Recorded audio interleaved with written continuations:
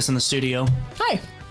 Happy first Monday of the year. Happy first Monday of the year. You know, I just gave up last, but I'm like, I am not coming in. I'm just, you know, it was the way the holiday fell. Yeah, it was a weird time. Whenever they're Mondays, kind of close to the holiday or to the weekend. Yeah. Yeah. Whenever it's Mondays, totally fine doing the 4-day. Yeah. But you can't throw in a Wednesday and Thursday on me and then expect Friday to be good. Yeah. Yeah. Life is good at the library, though. It is. We were talking last week. Yeah, last Monday. You were busy then, and it's busy season. It is busy season. So holidays are over, and everybody's back, and we were busy before, but our next newsletter has just come out, so there's January. Actually chapters. Yeah, it's a big one. It's funny because my mother-in-law is like, "Stop making the newsletter so big. It doesn't fit in our mailbox." I think my mail lady thinks the same thing too. Our mailbox is very small, and she kind of grumbles about the size of our newsletter. Oh, I wonder that's if the walkers that have the bag, if they're like, damn it, it's I know, the newsletter time. But, that's how it is. So that just means we're offering too many good things. That's right. So where do we start at, Hayner? Well, so like I said, our next newsletter starts this month. So it's January, February, and March it covers. And believe it or not, we just finished the newsletter that will take place January, February, March in December, and I'll start on the next newsletter in a couple of weeks. So it starts really early. But we've got a lot of good programs coming up. The very first thing is recycling Christmas lights. So if you have any old Christmas lights, holiday lights, if you've got lights from Thanksgiving or from Halloween, whatever holiday. Or 2 Christmases ago, which turns out we pulled out the lights this year and 5 of them didn't work. Yep. So, I just those some of them are still hanging on their house. Well, yeah, that's true. That's true.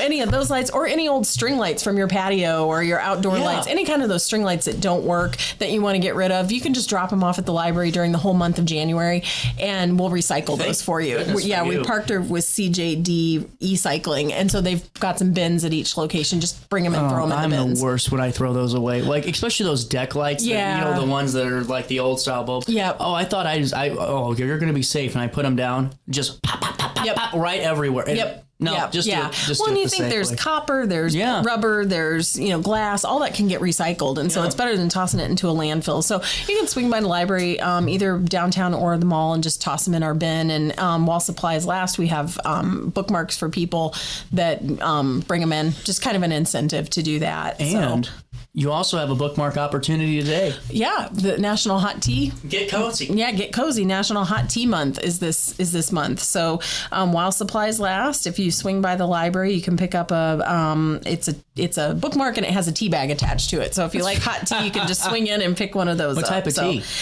I think it's I don't know. I don't know. You're asking you. See, you now stumped me. That's a tease. You stumped me. That's a tease in radio. You got to find out for yourself. I know. Well, see, I'm a tea drinker. Whether it's iced tea or hot tea, I'm drinking it all day long. Are you a snob tea drinker? Like, no, I mean, I bet. No, I should be because the amount of tea that I drink, but I really don't care. I'm an equal opportunity tea drinker. I don't care. Although I do for iced tea, I do like Louisiana. Wow, that's fair though. That's good. Well, you know what's crazy? Not crazy, but I was stumbling upon this on Facebook after you brought this up. This guy is an influencer, and his thing is tea.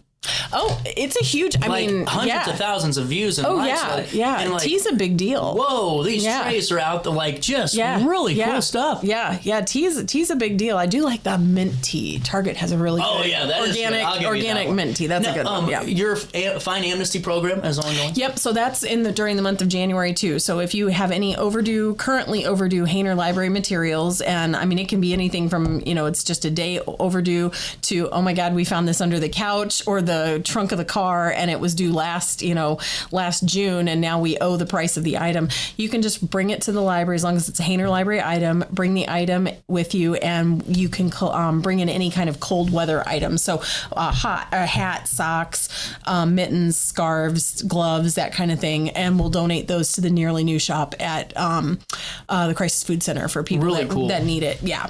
Take me, this is... and it'll waive your fine. Yes. Yeah. You can also just, if you want to do that, you can also do a second thing called paying CJ your fine money on top of bringing all that. No, in all seriousness, though, this is what I find really cool. This is what the library you guys have done so well, is providing opportunities for, maybe stay-at-home parents or maybe the work-from-home parents that God, it's hard to find time. It's really I'm hard. really learning that now. Yeah, even with a 1-year-old, Yeah. Mary, you're like, just to find time for one night a week, that's gone. Yep. Maybe once every 90 days, which is good for me. Trust me. Yeah. But it's not, it's finding other opportunities to socialize with other children. Yes. And honestly connect with other parents and caregivers. And now this Coffee and Chaos is pretty cool. Yeah, Coffee and Chaos is our newest program, and this was an idea from our children's library staff. And again, we have such great staff, and they come up with really great ideas. So they said, what about this very thing? They were talking about parents and grandparents and caregivers in general coming in, and either they're new to the area or they're new parents, or they don't maybe not know anyone. And they're taking care of these little ones. And so it's a great way for the parents can come in. We supply the coffee, the refreshments, that kind of thing. You grab a cup of coffee, and you as parents, caregivers, grandparents can sit and talk with each other and kind of maybe make a new social connection. And the kids, we have a designated play area with, we have different, everything's geared towards education for the kids. So it's not like you're just putting them in this little area and giving them a iPad or something. Right. We have like sensory bins, we have books, we have toys, age appropriate toys, so the kids can play. The kids learn to socialize without a screen. They learn to socialize with other children, and they kind of have their own little social hour together. And the parents, within eyeshot, obviously, of the kids, they can kind of go. The kids are kind of contained in an area, and they can just have fun with each other. And the parents can get to know each other and have a cup of coffee and just for an hour, just kind of focus on another adult for an hour. So it's just really cool. And now, is your branching out class full for this Thursday? No, and in those really we can hold quite a few people, and so those are great because if you're what are great about our branching out, those are for people that don't know. Every month we focus on a different topic of genealogy research and local history research. And so each month there's a theme. The group meets, and again, all the dates are on our website. Dates and times are on our site, but they meet. And the first class, we kind of teach how to search for something or how to look for something. And then the second, there's a follow-up class to that, and then you come back, you kind of talk about the research that you've done, you kind of talk about your resources that you've found, how you found things have worked, or if you've gone someplace and you want to tell us about that place that you found a new avenue for researching, or just get together with people that do the same thing that you do as far as genealogy. And it's great because we have people who've been doing it for decades, and then we have people who are brand new to it, and they learn from each other. And it's the people who've been doing it for decades get to share their knowledge with the newbies, and sometimes the newbies may have come in using some kind of a platform that maybe the ones who've been searching for a long time didn't know about, and so they get to share their information with each other. Well, and see, that's where I find it fascinating, is it becomes really a cool network community in itself, because it is. It's really cool just to hear Lacey and how not only the classes and everything, but just how much goes into the Vintage Voices era stuff, and also just all the great programs. I mean, you're having one coming up too that's going to be really cool. We have the Vintage Voices Players, and I apologize. I was telling you when I got here, I grabbed the wrong newsletter. I grabbed the old newsletter, and I didn't grab the new one, so I'm using my phone.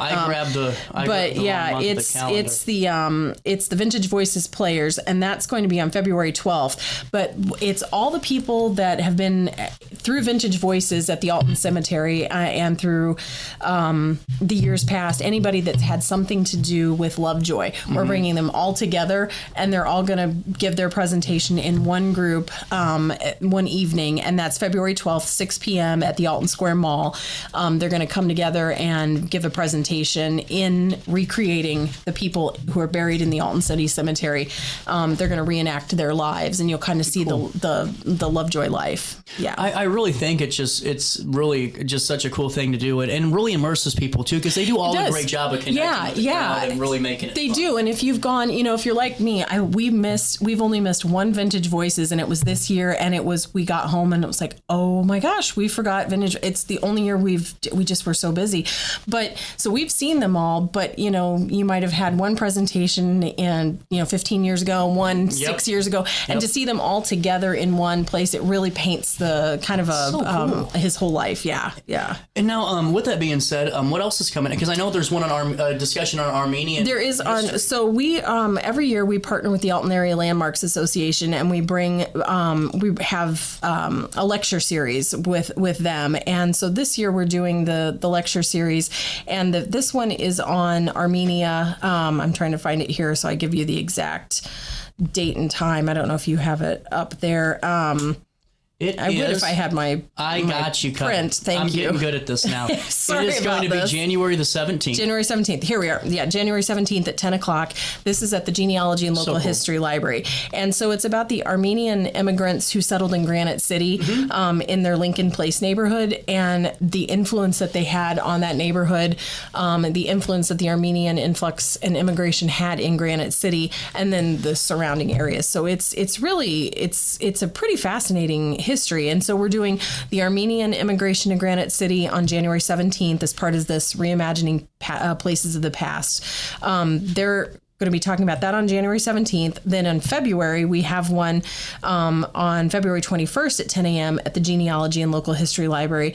It's the, I'm not sure how to pronounce it, the Chatilian Dimenal House, and I'm sure I just completely you did better than I did. With Bill Standard. He's going to be coming and talking about the Franco-American Creole culture during the Civil War, in the Roaring Twenties area in St. Louis. And then we're going to have in March immigration from German-speaking Europe to the southwestern Illinois in the 19th century with William Shannon IV. So we have kind of a different cultural heritage each month for the winter reimagining places of the past series. So it's really cool. And just a note for everybody that's interested about the genealogy classes, if you have time, or maybe you're just retired, or now you have just time now on this block, January 8th, January 15th, February 19th or 12th and the 19th, and then March 12th and the 19th are the times, and it's 10.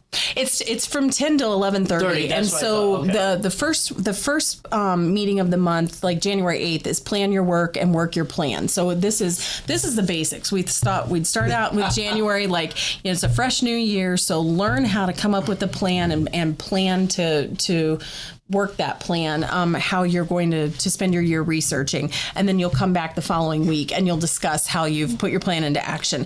Then in February, we have papers, photos, and heirlooms and how to organize and preserve those things. And then in March, and then the following week after that will be the discussion group. And then in March 12th, it's the digital family tree and files and how to organize your files digitally. So some people really like coming to that one because maybe they do everything through paper and they're kind of a little scared about moving everything to digital. This is a great class to come and talk about that. It's really cool. And hey, coming up next Thursday, 6 to 7 p.m., A Journey Through Time with the Nature Institute. The Nature Institute, yes. So this is going to be a really good one. This is at the Genealogy and Local History Library, again, January 13th from 6 to 7. And so there's 500 acres at the Nature Institute in Godfrey, and they've been protecting that acreage since 1980. And so we are going to have Ramona come from... She's great. She is great. She's going to be coming, and she's going to talk about the history of the Nature Institute. So how, from its very beginning, where did this land come from? How did they start? How are they currently protecting this land? And then what options do they offer for families to come out and enjoy that nature preserve? And for those that don't know, the library also has a partnership with the Nature Institute. We have something called Story Walk. Oh yeah, that's so cool. When the trails are open, usually from April through November, depending on it's weather dependent, usually November. April through November, every month we have a trail, the Frog Trail at the Nature Institute. And it's become so popular that they actually paved this little trail for us. And so you can bring your strollers, wheelchairs. It's completely accessible. And it's a pretty short. It's about a mile. And you start at the very beginning and you read a children's book as you walk through. We deconstruct it. You can walk through the Frog Trail and get a really nice walk in with the family. You can read a children's book. And even if a mile sounds like a lot to you, you're stopping every so many feet, to read this book. So if you're, it's good for people that maybe want to start learning, walking. Yeah. It's just a really easy, flat trail. And it keeps your kids occupied while you're out. Well, and too, it's one of those where if you have, maybe you got grandma and grandpa with you and all that. Like it's that's something fun to do. It is. You know? It's an easy walk. It's like I said, it's flat. It's paved. At first it was an actual rugged trail, and this is much easier for parents to have strollers or wagons, grandma or grandpa that might have a walker even, or a wheelchair. Everything's much more accessible. So we partner with the Nature Institute for that, and so they're so gracious to us to give us that land to use for the Frog Trail that we wanted to make sure we did something with them, and so we're going to have them come in and talk about their history. So fantastic. Yeah. And we talked about this last week, but Self-Care with Eileen happens 10 a.m. to 11 a.m. Starting Wednesday, January the 14th, and it will run until March the 11th on the second Wednesday of the month, it looks like. It is. So it's going to be the second Wednesday of the month, like you said, from 10 to 11. It's going to be at the Alton Square Mall. It's going to be upstairs. And as I say every time to people, if you're coming, you might want to park upstairs if stairs are not easy for you, because Penny's doesn't open until 11 and our program's over at 11. So if you can't access stairs, you want to park upstairs because the escalator is broken at the mall. So, but that's the first one is laughter yoga. So in March, we're focusing on laughter yoga. In February, singing bowls, sound bath. And then on March 11th, I do not know. I have had patrons correct me on how to pronounce this. It's Qigong. I don't care how many times I look it up. I cannot remember how to pronounce it, and I'm so sorry about that. But these are Qigong. There you go. I don't know. Qigong. But it's, I just figure I'm going to screw it up every time. It's an exercise. So it is. And so we have Eileen Wolfington. She's going to come in, and it's just an hour. You can take an hour to yourself. She's going to introduce 3 different self-care classes. They're all like breathing techniques, relaxation methods. They kind of help stress relief and enhance brain function, that kind of thing. So these are for adults, and they're tailored for adults. And it's for anybody that may or may not have physical restrictions. So please don't think that, oh, well, this sounds like, laughter yoga. Don't let yoga, intimidate you. This is for everybody. So no matter how much range you have or how limited your range is, it's for everyone. So, and again, these are all really great things to come and meet other people that are interested in the thing that you're interested in. So you can also do that again on the 16th when you go for the winter reading retreat. Yeah, the winter reading. So the reading retreats are a lot of fun. Kristen Noley, who is our the manager of our children's department, she started doing these when she managed our adult department, and so she has kept up with them. And so from 6 to 7:30 on January 16th, you can come. This time we'll be making.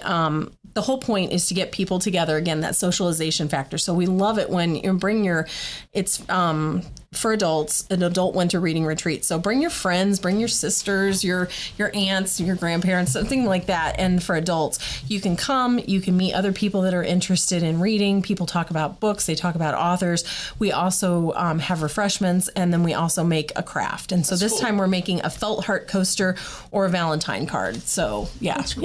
Yeah. So we talked about this. I just like this. The Buchanan Brothers. Old-time music is coming. Yep. Well, it's really funny because I was talking to someone at church who mentioned old-time music, and he said, "Oh, the Buchanan Brothers." I said, "Well, they're coming to the library." It was just this really weird coincidence, and so he's like, "Wait, what?" And so they're signed up for it. I know a couple other patrons who love our music programs. They're really excited about this one. So there are 3 of them, the Buchanans.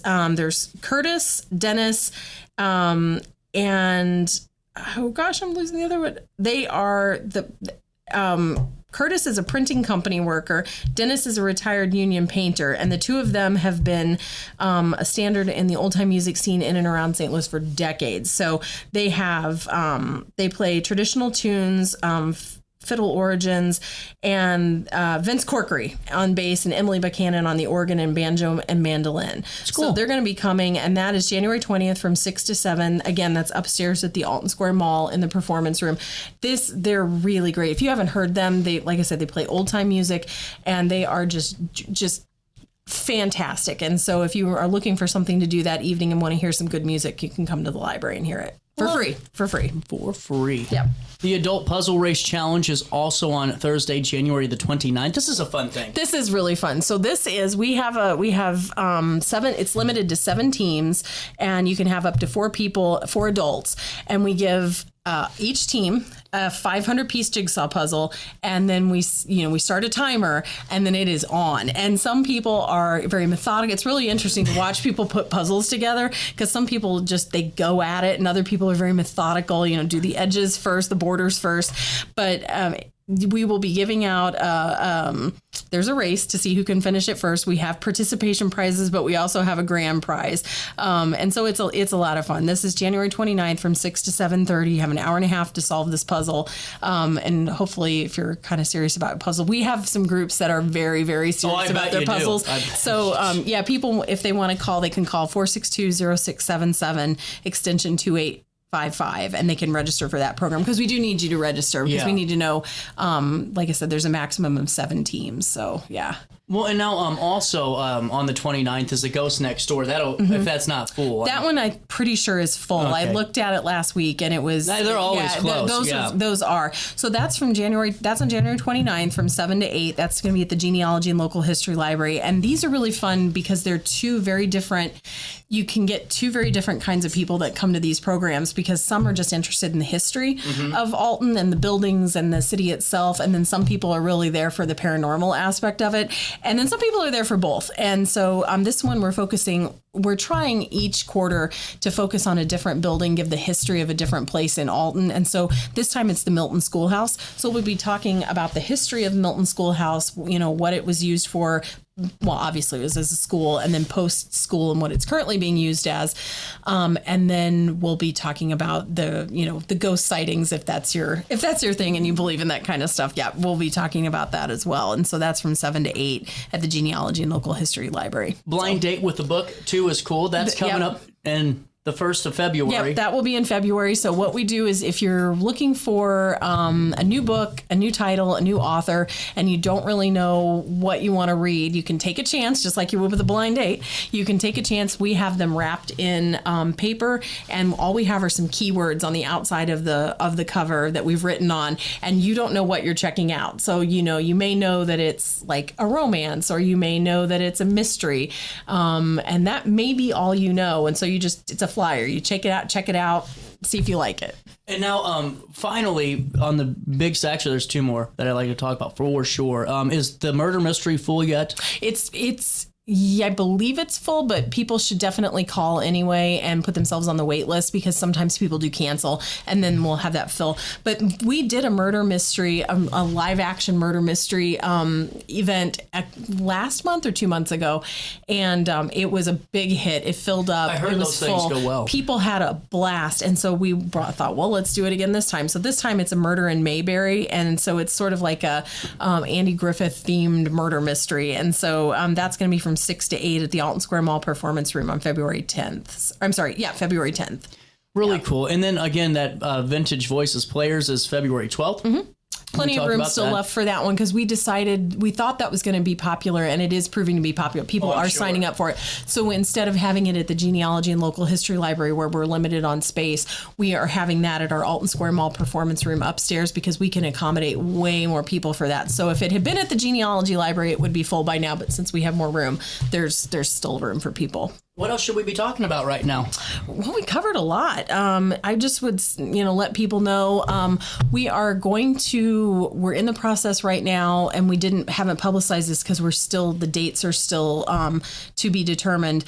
Right now, we're the only place for the most part in town. I think there might be 1 or 2 places that maybe we, sometimes they do and sometimes they don't. Since Office Depot closed, we're really the only place in town that you can go to scan, fax, and copy, and do that kind of thing. And so our copy machines have been just crazy. I mean, it's the amount of printing and copying and scanning and faxing, which is great. I'm glad that we can offer that service, but our machines have been at end of life for probably the last 4 or 5 years. They really needed to have been replaced. So we're in the process of replacing those, and this may be the week. Again, it's all subject to when these machines get delivered. So there's going to be a few days of downtime while we're working on that, but we will publicize that way in advance and let people know. And I say way in advance, I shouldn't have said way in advance. We will publicize it, but we may only have a day or two's notice towards the end of this week. It might happen. It might also happen next week. Just depends on the delivery of the machines. And there's a lot that goes into it, because we're networking all of our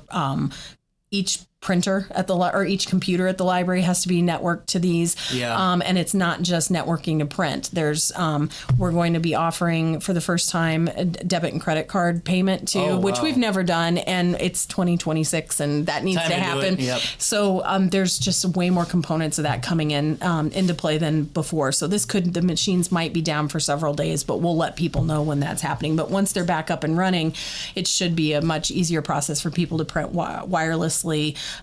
Bringing in their machines or their flash drives to print or scan. We'll still have copying, faxing, scanning, all of those things, but they'll be on a much nicer machine. The print quality will be much better, it'll be much faster, and we're hoping that it will make it easier for people to print wirelessly. So yeah, that's all coming up. We don't know exactly when, but we hope later this week, maybe next week. Really cool. Mary, it's always great talking to you. Thank you for having us. We'll talk to you at the end of the month. All right, sounds good. We're out of time. You guys have a great rest of your day. Enjoy it. Be good to each other. All that fun stuff. It's supposed to be beautiful today. It is. Was it nice when you came in? The sun's out and it's kind of warm. Like I said at the start of the show, the year's what you make of it. Just do something. Yes. Come to the library. And stay out of jail. Yeah.